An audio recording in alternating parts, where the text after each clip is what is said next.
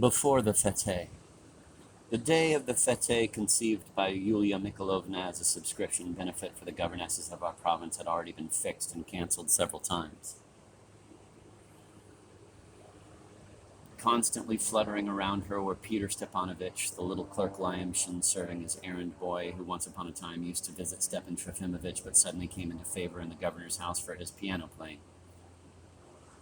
Laputin, partly whom Yulia Mikhailovna planned to make the editor of a future independent provincial newspaper, a few ladies and young girls, and finally even Karmazinov, who, though he did not flutter, nevertheless announced aloud and with a satisfied air, that he was going to give everyone a pleasant surprise when the quadrille of literature began.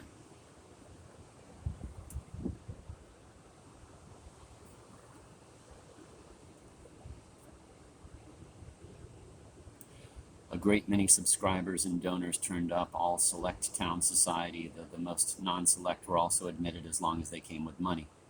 Yulia Mikhailovna observed that sometimes the mixing of ranks even ought to be allowed, otherwise who will enlighten them?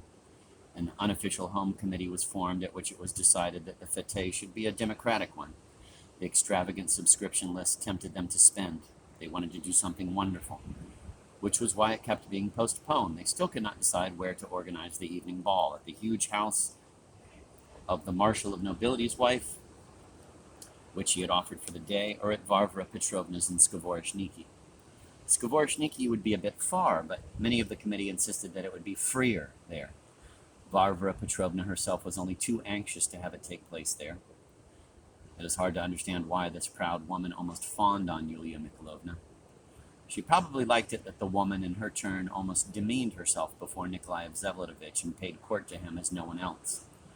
I will repeat once more, Peter Stepanovich, all the time and unceasingly, in whispers, continued to cultivate in the governor's house an idea he had set going even earlier, that Nikolai Vsevolodovich was a man who had the most mysterious connections in a most mysterious world, and that he must have come on some assignment.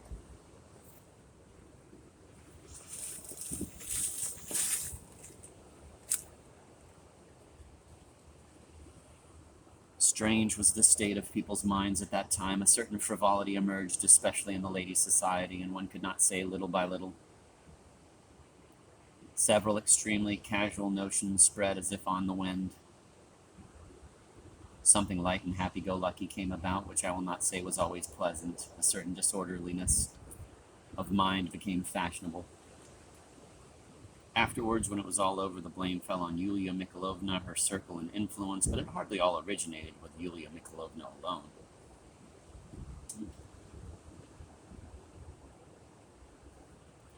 On the contrary, a great many vied with one another in praising the new governor's wife for knowing how to bring society together and for making things suddenly more cheerful. Several scandalous incidents even took place which were not Yulia Mikhailovna's fault at all. But at the time, everyone merely laughed loudly and disported themselves, and there was no one to stop them. True, a considerable group of persons stood firmly aside, having their own special view of the course of events then. But even they did not grumble at the time. They even smiled. I remember that at that time a rather wide circle had formed, somehow of itself, whose center may indeed have been in Yulia Mikhailovna's drawing room.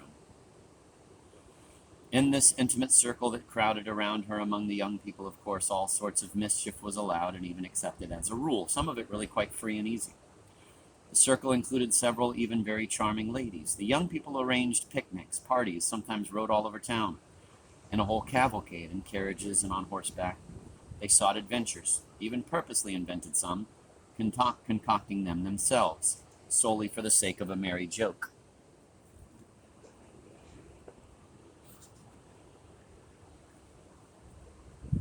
They treated our town as some sort of Foolsbury.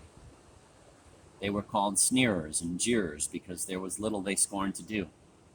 It so happened, for example, that one local lieutenant's wife, still a very young little brunette, though wasted from her husband's ill keeping, thoughtlessly sat down at a party to play a high-staked hand of whist, hoping to win enough to buy a mantilla, but instead of winning, she lost 15 rubles.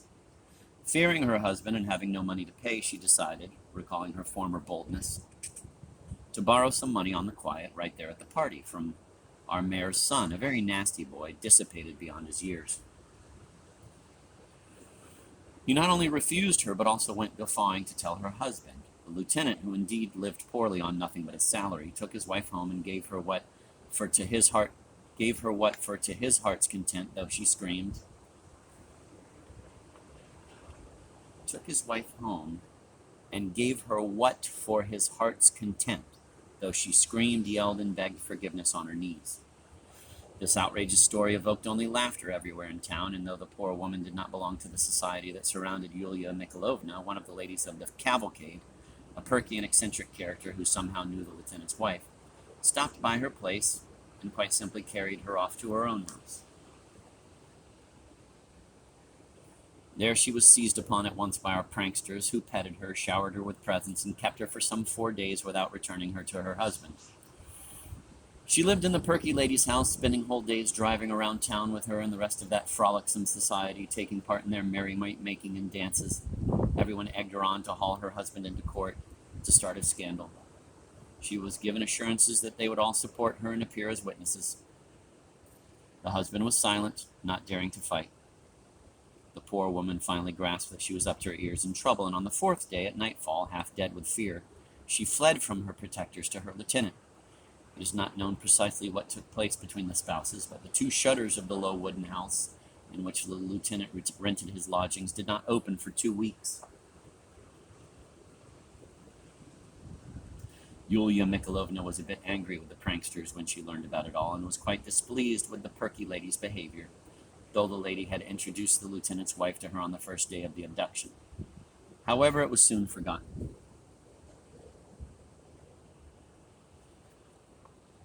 Another time, a petty clerk, to all appearances a respectable family man, gave away his daughter, a girl of 17 and a beauty known to the whole town, to a young man who came to town from another district. Word suddenly went around that on their wedding night the young man dealt rather uncivilly with the beauty, in revenge for his injured honor. Lyamshin, who all but witnessed the affair because he got drunk at the wedding and stayed in the house overnight, ran around at first light, bringing everyone the merry news. Instantly, a company of about 10 men was formed, all of them on horseback, some on hired Cossack horses, like Peter Stepanovich, for example, or Laputin, who, despite his gray hairs, took part at the time in almost all the scandalous adventures of our flighty youth. When the young couple appeared outside in a droshky and pair to go around paying calls, as our custom invariably demands on the day after a wedding, mishaps notwithstanding, the whole cavalcade surrounded the droshky, laughing merrily, and accompanied them around town all morning. True, they did not go into the houses, but waited on horseback at the gates. They refrained from any particular insults to the bride and groom, but they still caused a scandal. The whole town began talking. Of course, everyone laughed heartily. But here von Lemke got angry again, and again had a lively scene with Yulia Mikhailovna. She too got extremely angry, and momentarily intended to deny her house to the pranksters. But the very next day she forgave everyone, after admonitions from Peter Stepanovich and a few words from Karmazinov. The latter found the, quote, joke, unquote, quite witty.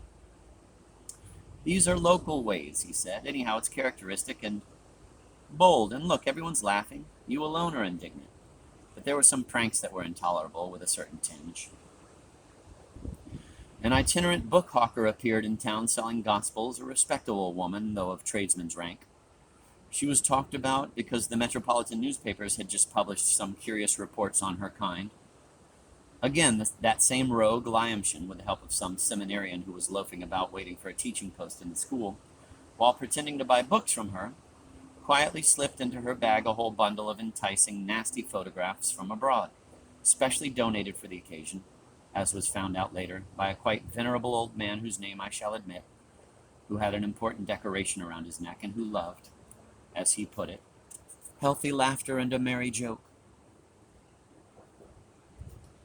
When the poor woman began taking out her sacred books in the shopping arcade, the photographs spilled out with them. There was laughter, murmuring, the crowd closed in, there was swearing. It would have gone as far as blows if the police had not come in time. The book hawker was put in the lockup, and only that evening, through the efforts of Mavriky Nikolaevich, who had learned with indignation the intimate details of this vile story, was she freed and sent out of town. This time Yulia Mikhailovna decidedly chased Lyamshin out, but that same evening, our entire company brought him to her, with the news that he had invented a special new trick on the piano, and talked her into hearing it at least. The trick indeed turned out to be amusing, with the funny title of, quote, the Franco-Prussian War, end of quote. It began with the fearsome sounds of the Marseillaise,